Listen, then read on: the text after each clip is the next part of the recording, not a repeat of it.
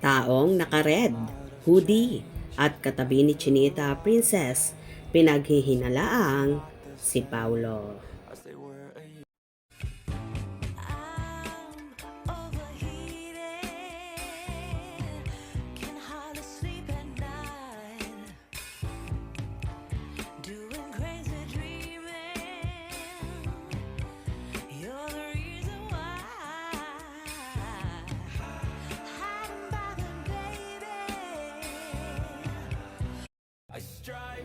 Nakakaloka nga at kung ano-ano namang mga balita ang lumalabas sa social media tungkol sa Kim Pao ni na Kim Chiu at Paolo Avellino.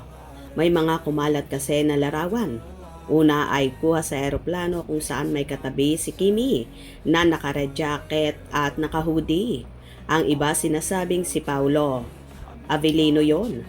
Marami naman ang nagsasabi na hindi ang aktor yon at mukhang babae rin ang katabing ito ng dalaga. Nasipat nga ang mga larawang ito sa reels ni Kimi na ini-upload sa kanyang Instagram account.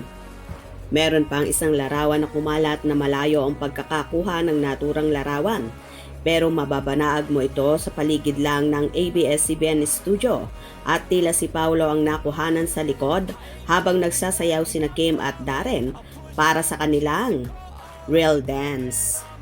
You keep stalling, I hear destiny and it's calling. I'll keep my head up high through the downs and lows, and we're all going live. Still nobody knows, but I'ma choose what's right and take what comes and goes. And ain't no one in life holding me back no more. I've seen a lot of change, been through a lot of pain. Some things are not the same as they were a year ago, but all will be okay. I move on each and every day. The past is where it stays. Way back a year ago.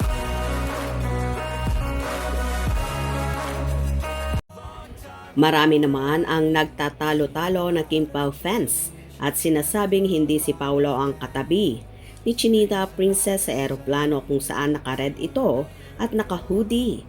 Pero yung sa studio ng It's Showtime, marami naman ang nagsasabi na mukhang si Paulo yon base na rin sa pormahan ng aktor na malayo kasi ang pagkakakuha sa naturang larawan kung saan nahagip nga lang sa video ni na Kimi habang nagsasayaw sila ni Darren at nasa bandang likuran nga ang sinasabing lalaki na pinaghihinalaan ngang si Paulo ito.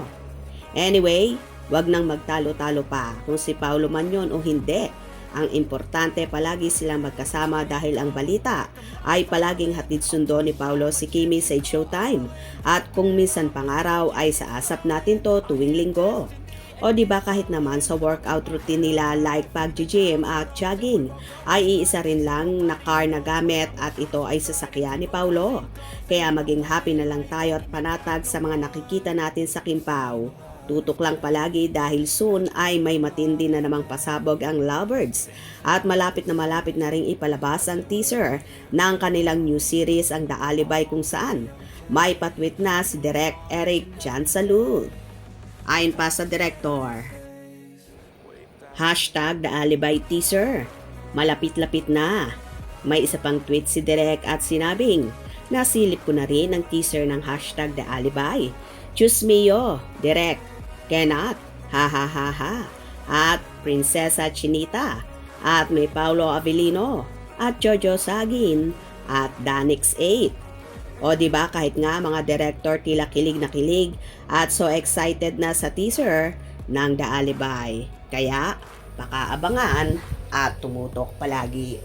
Hope you enjoyed. Please subscribe for more info.